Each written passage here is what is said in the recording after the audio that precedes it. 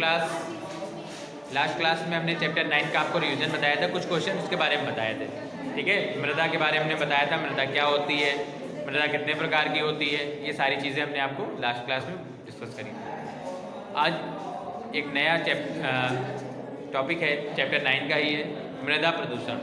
ठीक, प्रदूषण क्या होता है, अगर हम कहें प्रदूषण के बारे में बताएं तो प्रदूषण क्या होता है, कुछ अवांछित कण होते हैं, धूल के कण होते हैं, ठीक है, या कुछ गैसेज होती हैं जो कि प्रदूषण का कारण बनती है। ठीक है, अब मृदा प्रदूषण क्या होता है, मिट्टी में उपस्थित अवांछित धूल, कंकड़, मिट्टी, इस तरीके की चीज़ें या जितनी भी अशुद्धियाँ प्रेजेंट होती हैं, जितनी भी अशुद्धियाँ पाई जाती हैं मिट्टी में, वही क्या होती है, मृदा प्रदूषण कहलाती है। ठीक है, मृदा प्रदूषण को हम किस तरीके से रोक सकते हैं, जैसे कि हमने पिछली क्लास में आपको बताया था, मृदा अपरदन, मिट्टी का कटाव ही मृदा अपरदन कहलाता है। ठीक है, कैसे मिट्टी का कटाव होता है हमने आपको ये भी बताया था।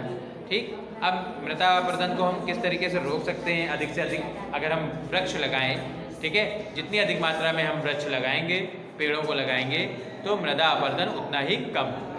ठीक, प्रदूषण हमने आपको बता दिया, मृदा प्रदूषण किस तरीके से होता है, जितनी भी अवांछित चीज़ें होती हैं जो हमारे मिट्टी को बर्बाद करती है, ठीक, वो मृदा प्रदूषण का कारण होती है।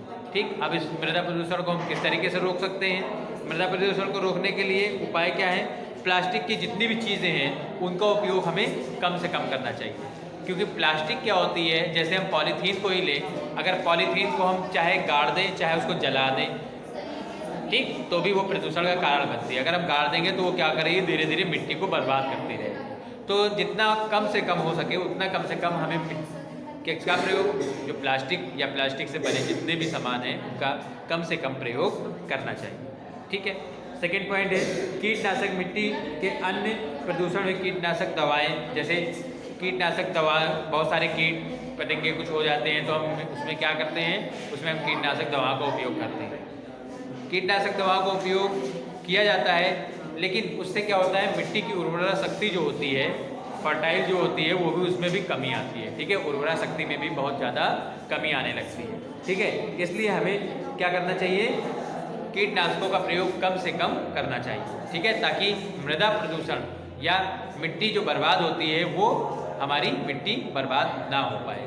ठीक है, और जो हम कूड़ा करकट होता है वो हम कहीं भी फेंक देते हैं, है ना, तो ये भी क्या है, एक मृदा प्रदूषण का एक कारण होता है। ठीक है, तो इसके लिए हमें क्या करना चाहिए, जो भी चीज़ें होती हैं, जो वेस्ट मटेरियल होता है, वेस्ट पदार्थ होता है, उसको हमेशा हमें डस्टबिन में डालना चाहिए, ताकि जो मिट्टी है, मिट्टी हमारी सही बनी रहे। ठीक है, अगर मिट्टी को हम बर्बाद करते रहेंगे तो उसमें क्या होगी, वो धीरे धीरे बंजर हो जाएगी, मतलब उसमें कोई भी किसी भी प्रकार की फसल नहीं हो पाएगी। ठीक है, तो ये सारी चीज़ें क्या है, मृदा प्रदूषण का कारण बनती है। ठीक, अब मृदा अपरदन की रोकथाम हम किस तरीके से कर सकते हैं, मृदा अपरदन की रोकथाम हम कैसे कर सकते हैं, औद्योगिक उद्देश्यों के लिए वनों की कटाई को कम करने के लिए करके। ठीक है, क्या है, मृदा अपरदन किस तरीके से रोका जा सकता है, हमने अभी पहले भी बताया, अधिक से अधिक पेड़ों को लगाना।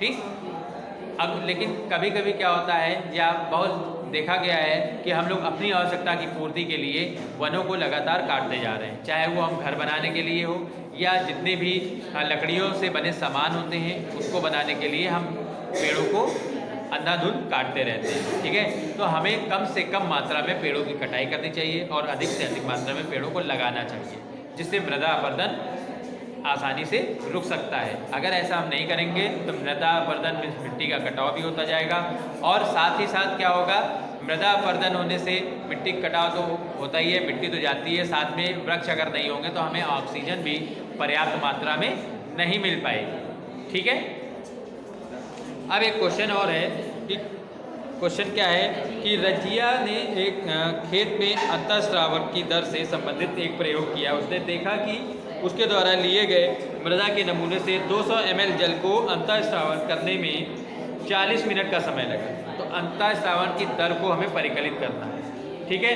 क्या दिया हुआ है, पानी की जो मात्रा है, ठीक, जो जल की मात्रा दी हुई है, जल की मात्रा वो कितनी है, 200 मिलीलीटर है। ठीक, 200 ml। ठीक, और टाइम दिया हुआ है, मीन्स समय, जो समय दिया हुआ है वो हमारा कितना है, 40 मिनट का समय दिया हुआ है। ठीक, 40 मिनट का हमारा समय दिया हुआ है। तो इससे हमें क्या निकालना है, श्रावण की दर। तो अंतः श्रावण की दर, अंतः श्रावण की दर ये बराबर क्या होता है, जितनी हमारी जल की मात्रा है, जल की मात्रा बटे जो हमें समय, जितने समय में ये किया गया, डिवाइड कर देंगे, कितना आ जाएगा, यहाँ से काटे 1 जीरो से 1 जीरो, 4 × 20, ठीक, इक्वल टू 5, ठीक, 5 क्या आ गया ml/मिनट, ठीक, ये आंसर हो गया। ठीक है, इस तरीके से इसको हम आसानी से सॉल्व कर सकते हैं। ठीक, ओके, आपको कोई भी समस्या या कोई भी प्रॉब्लम हो तो हमसे बताइए। ठीक, हैव अ गुड डे।